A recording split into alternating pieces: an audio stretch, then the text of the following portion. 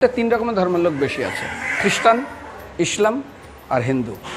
100 জন খ্রিস্টানকে যদি একই প্রশ্ন করে তোদের ভগবানকে, একবারই বলবে আমাদের ভগবান ঈসা মসীহ, যিশু খ্রাইস্ট। মুসলমানকে জিজ্ঞাসা করবে 3 থেকে 5 মানে মৃত্যুর আগে পর্যন্ত, যাকে এই তোদের ভগবানকে, একই উত্তর দেবে, ভাই আমাদের ভগবান হলো আল্লাহ। হিন্দুদেরকে যদি একই প্রশ্ন করা হয়, ভাই তোদের ভগবানকে, কনফিউজ। 100% হিন্দু 100% কনফিউজ, জানে না ভগবানকে। দ্বিতীয়ত, যদি তুমি মুসলমানকে জিজ্ঞাসা হয় তোরা মসজিদে কেন যাচ্ছিস, ওদের শেখানো হয় মসজিদে যেতে হবে নামাজ আদায় করার জন্য। সপ্তাহে ওরা 100% একদিন মসজিদে যাবেই। তুমি যদি খ্রিস্টানদের জিজ্ঞাসা করো তোমরা কেন কোথায় যাবে, কোথায় যাও না, আমাদেরকে একদিন তারা চার্চে যাবেই। কেন? ঈশ্বরের প্রার্থনা করার জন্য, ওদের শেখানো হয় জন্মের থেকে, এটা সংস্কার। আর হিন্দুদের যদি জিজ্ঞাসা করে তোমরা মন্দিরে কেন যাচ্ছ, হ্যাঁ আমার ছেলের বিয়ে হচ্ছে না, আমার মেয়ের বাচ্চা হচ্ছে না, আমার বাবা হসপিটালে আছে, কালকের আমার মামলার ডেট আছে, আমার ব্যবসা খুব খারাপ, আমার শরীর খুব খারাপ।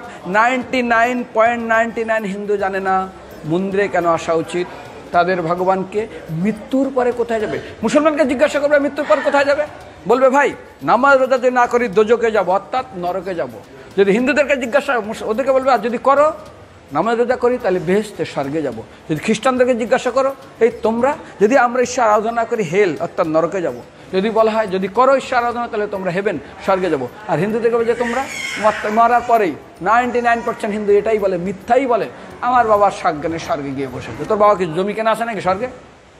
তোর বাবা জমি কেনা আছে যে তোর বাবা মরার পরে স্বর্গে গেছে, হোয়াটসঅ্যাপ করে দেখি এই যে অ্যাটাচ বাথরুম টয়লেট আমি একদম ভালোভাবে পৌঁছে গেছে, তোর বাবা স্বর্গে গেছে জানিস তুই?